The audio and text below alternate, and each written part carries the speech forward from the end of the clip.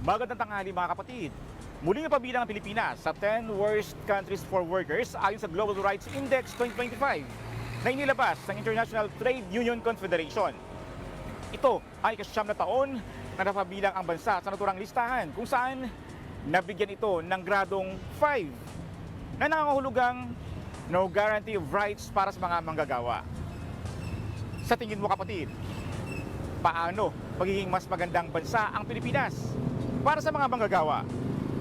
Tara samahan niyo ako at magtatanong tayo dito. Dagdagan po yung sahod ng mga manggagawa kasi mahirap na po ang buhay ngayon. Mataas na po yung bilihin.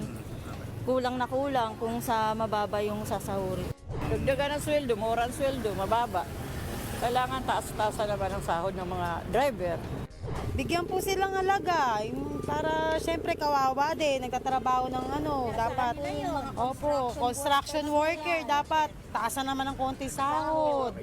Yung mga minimum wage dapat natin na mga na nagtatrabaho dito sa atin, dapat ganun din. Kumbaga kasi yung bilihin tumataas, tapos yung sweldo naman natin ganun pa rin. Kaya kumbaga hindi siya nagtatay.